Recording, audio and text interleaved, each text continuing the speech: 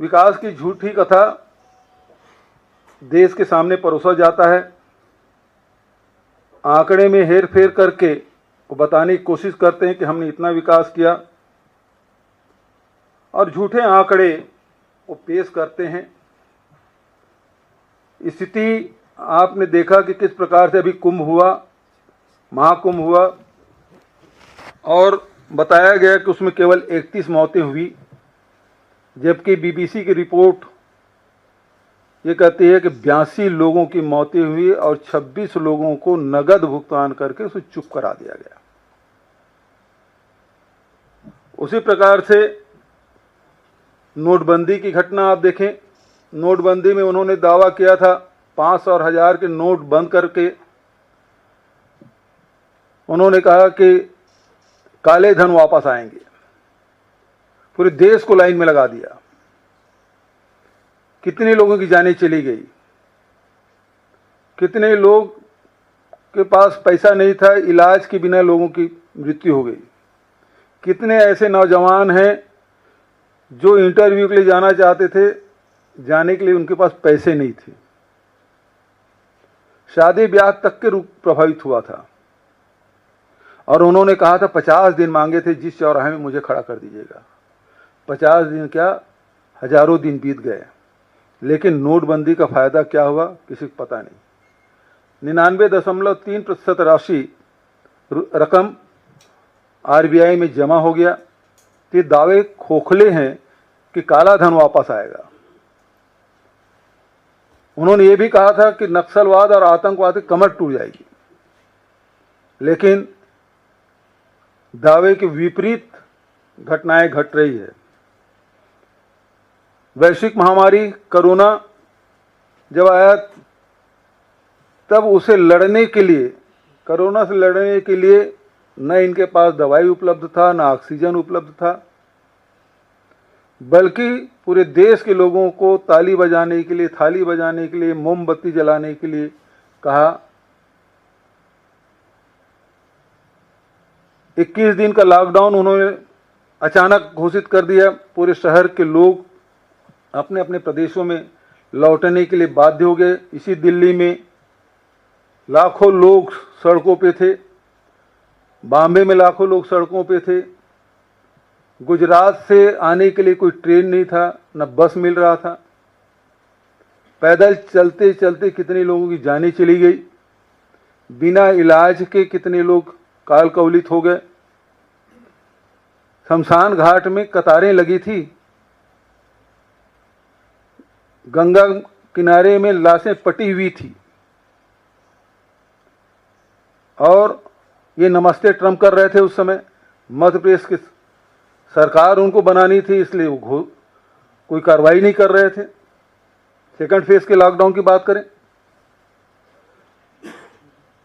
तो बिना विचारे लॉकडाउन जो लगाया, उस समय हमारे नेता राहुल गांधी जी ने सचेत भी किया था इससे दूरगामी परिणाम होंगे, बिना तैयारी के इस प्रकार से न करें। लेकिन कहाँ मानने वाले, कहाँ सुनने वाले। स्थिति देखें कि जो आंकड़े हैं उससे कई गुना ज़्यादा लोगों की मौतें हुई। वैक्सीन लाया गया, वैक्सीन का खूब प्रचार किया गया और उस सर्टिफिकेट में अपना फोटो भी छपवाए। लेकिन स्थिति ये है कि पोस्ट कोविड भी लोगों की मौतें हो रही है, उसका कोई अध्ययन नहीं है। जवान लड़के लड़कियां जिम में एक्सरसाइज करते हुए लोगों की मौत हो रही है। शादी के समय फेरे वरमाला डालते डालते लोगों की मौत हो रही है। ये स्थिति पूरे देश में है और अभी भी पोस्ट कोविड की जो समस्या है उससे जूझ रहे हैं, लेकिन उसका कोई निदान नहीं है। तीसरी बात यह है कि भारत की अपनी विदेश नीति रही है और उस विदेश नीति नेहरू जी से लेके मनमोहन सिंह जी तक जो विदेश नीति, उसमें कोई परिवर्तन नहीं आया। और इस कारण से पूरी दुनिया में भारत के आवाज़ को बड़ी गंभीरता से सुनते भी थे और उसको उसके हिसाब से लोग जुड़ते भी थे। लेकिन अभी जो हाल की जो घटना घटी जो आतंकवादी घटना हुआ और आतंकवादी घटना के पूरे देश ने, दुनिया ने उसकी आलोचना की, लेकिन ऑपरेशन सिंदूर के बाद स्थिति ये है कि कोई भी बड़े राष्ट्रों को छोड़ दीजिए, छोटे छोटे देश हैं वो भी हमारे साथ नहीं खड़े थे। पाकिस्तान तो हमारा विरोधी शुरू से रहा, दुश्मन देश रहा है, लेकिन हमारे पड़ोसी जितने भी देश हैं, चाहे वो नेपाल हो, भूटान हो, चाहे वो बांग्लादेश हो, चाहे श्रीलंका हो, कोई हमारे साथ खड़ा नहीं हुआ। और ऊपर से स्थिति ये कि जो कहते थे पापा ने वार रुकवा दी, स्थिति ये है कि जब भारत पाकिस्तान का ऑपरेशन सिंदूर हो रहा था, लड़ाई चल रही थी, उस समय अमेरिका आधा घंटा पहले अमेरिका के राष्ट्रपति ट्वीट करते हैं और कहते हैं कि मैंने सीज फायर करवा दिया। और एक बार नहीं 11 बार,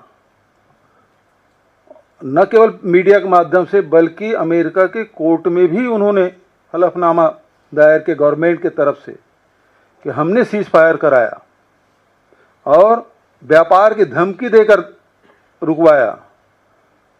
पूरा देश सन्नाटे में था, अपमानित महसूस कर रहा था कि आज तक के भारत कभी दूसरे देशों की मध्यस्थता स्वीकार नहीं किया। एक झटके में भारत का स्वाभिमान तार तार हो गया। प्रधानमंत्री जी चुनाव के समय खूब बोलते हैं, लेकिन ऐसे समय में चुप्पी साध लेते हैं। एक बार भी अमेरिका के राष्ट्रपति के बयान का उन्होंने खंडन नहीं किया, लगातार वो बोलते रहे, अपमानित करते रहे, लेकिन एक बार भी बोलने की हिम्मत, साहस वो नहीं दिखा पाए। आखिर क्या मजबूरी थी कि वो बोल नहीं पा रहे हैं। तो ये स्थिति ऑपरेशन सिंदूर के बाद पूरी दुनिया से हम अलग थलग पड़ गए हैं। इसके पहले तो पूरा विश्व गुरु बन के घूमते थे। जितने देश वो घूमे हैं प्रधानमंत्री जी, उसमें से 1/4 देश भी समर्थन में खड़ा हो जाता ऑपरेशन सिंदूर में, वो तक नहीं हुआ। ये बेहद दुर्भाग्यजनक स्थिति। संवैधानिक संस्थाओं का जिस प्रकार से दुरुपयोग इन 11 वर्षों में हुआ है, जो संवैधानिक संस्थाएं प्रजातंत्र को मजबूत करने का काम करती है, यदि विधायिका या कार्यपालिका कोई गलत कदम उठा ले तो न्यायपालिका में हम लोग जाते थे कंप्लेन करने के लिए। अनेक संस्थाएं बनी हुई थी, चाहे वो ईडी हो, आईटी हो, सीबीआई हो, डीआरआई हो, सारी संस्थाएं, एनआईए हो, जहां इस प्रकार से गतिविधियां होती थी, इन संस्थाओं के माध्यम से चाहे वो भ्रष्टाचार रोकने की बात हो, चाहे आतंकवादी गतिविधियों को रोकने के काम हो, वो सारी चीज़ें की जाती थी। लेकिन आज सबको दबाव में, और जो इलेक्शन कमीशन है वो भी भारतीय जनता पार्टी सरकार के दबाव में है और कोई हिम्मत नहीं कर पा रहा है। ये अपने भारतीय जनता पार्टी के हितों के सुरक्षित करने के लिए इन संस्थाओं का दुरुपयोग जो किया जा रहा है, इसके कारण से निश्चित रूप से प्रजातंत्र कमजोर हुई है। स्थिति ये है कि प्रधानमंत्री पहली बार कभी उसके शिक्षा के बारे में चर्चा नहीं हुई, लेकिन उनके सर्टिफिकेट के बारे में चर्चा हो रही है, कितने पढ़े लिखे हैं उसके बारे में चर्चा हो रही है। तो स्थिति तो ये है, अनपढ़ हैं कि साक्षर हैं, इसकी भी चर्चा देश में हम सुन रहे हैं। लेकिन कुपड़ है, ये भी हमने देखा है कि किस प्रकार से आज वैज्ञानिक युग है, लेकिन नाली के गैस से किस प्रकार से आप खाना पका सकते हैं, चाय बना सकते हैं, इसके बारे में ज्ञान बांटते हुए प्रधानमंत्री जी दिखाई देते हैं। बादलों में राडार काम नहीं करता, इसके बारे में ज्ञान बांटते हमने देखा है। किस प्रकार से बच्चों को मौसम का असर नहीं पड़ता, उसके बारे में ज्ञान बांटते हमने देखा है। तो इस प्रकार से हमको एक कुपड़ प्रधानमंत्री मिला 11 साल में, और 11 साल में देश का बड़ा दुर्भाग्य कि ये मोदी सरकार के नाकामी असफलताओं का 11 साल है। 11 साल में छल प्रपंच झूठ की राजनीति रही, सच को जनता से छुपाया गया। इन 11 वर्षों में अमीर और अमीर होता गया, गरीब और गरीब होते गया। 11 साल में चुनावी चंदा उद्योगपतियों के हाथों से किस प्रकार से लिया गया, सुप्रीम कोर्ट के ने जो निर्देश इलेक्शन कमीशन को दिया और वेबसाइट जारी किया, उससे स्पष्ट हो रहा है कि चंदा दो और धंधा लो, ये इनका रहा है।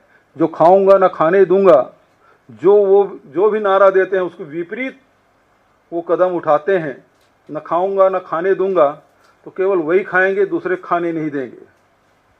चंदा वही भर लेंगे, दूसरे को नहीं देंगे। इस प्रकार से इनकी राजनीति रही। आपके सारी किसानों के बारे में कहाँ आय दुगुना करने की बात आपने की थी, कहाँ आपने ये कहा था कि स्वामीनाथन कमेटी की रिपोर्ट लागू करेंगे। आज भी किसान अपने उत्पाद को औने पौने दाम में बेचने के लिए मजबूर हैं। आप हरियाणा में, मध्य प्रदेश में 3100 रुपया में धान खरीदी की घोषणा आपने की थी, प्रधानमंत्री खुद कहा था, लेकिन क्या खरीद रहे हैं वहाँ? क्या लघु उपज की खरीदी हो रही है? क्या मिलेट्स के समर्थन मूल्य में खरीदी कर पा रहे हैं? कहीं नहीं हो रहा है। आप जो कहते हैं कि जो गरीब किसान हैं उसके लिए आपने योजना बनाई, लेकिन आपके आंकड़े बता रहे हैं कि 17% जो किसान हैं उसको जो पहले दिए थे 10 करोड़ समथिंग, अब उससे भी कम हो गया, 17% की कमी आ गई है। आज स्थिति ये है कि देश में किसान, अब चूंकि बारिश मानसून आ गया है, केरल में प्रवेश कर गया है, जून का महीना है, खेती किसानी से जुड़े हुए लोग हैं। डीएपी नहीं मिल रहा है पूरे देश में। डीएपी खाद जो किसानों को सबसे प्रिय खाद है, जो किसान सबसे ज़्यादा पसंद करते हैं, डीएपी और यूरिया, तो आप डीएपी उपलब्ध नहीं करा पा रहे हैं। कई राज्यों में आपको बीज उपलब्ध नहीं करा पा रहे हैं। तो आप कृषि को हतोत्साहित करने का काम कर रहे हैं। फसल बीमा योजना आप अपने मित्रों को लाभ पहुंचा रहे हैं।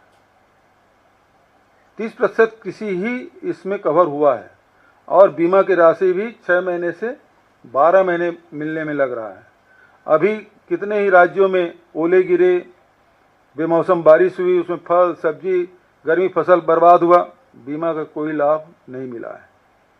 तो आप जो जितनी भी योजना आप बता रहे हैं, शौचालय की बात आप करते हैं, जिन जिलों को, जिन गांवों को आपने ओडीएफ प्लस घोषित किया हुआ है, आज भी खुले में शौच करने के लिए मजबूर है। कारण बहुत सारे हो सकते हैं, लेकिन महत्वपूर्ण कारण ये है कि पानी की कमी। आपने शौचालय तो बना दिया, पानी है ही नहीं।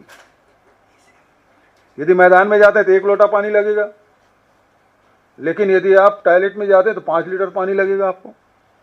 पानी है ही नहीं। उसी प्रकार से नल जल योजना भी आपका असफल साबित हुआ। नल जल योजना, टंकी तो बन गया, पाइपलाइन बिछा नहीं, पाइपलाइन लग गया तो टोटी नहीं, टोटी लग गया तो उसमें हवा निकल रहा है, पानी नहीं आ रहा है। आज भी गांव में टैंकर चलाने के लिए बाध्य हो गए, क्योंकि नए ट्यूबवेल हो नहीं रहे, क्योंकि नल जल योजना आपने शुरू कर दी। तो जैसे पहले सरकारें, राज्य सरकारें ट्यूबवेल करने की व्यवस्था करती थी, भारत सरकार भी ट्यूबवेल करने के लिए पैसा देती थी, अब वो योजना बंद कर दी।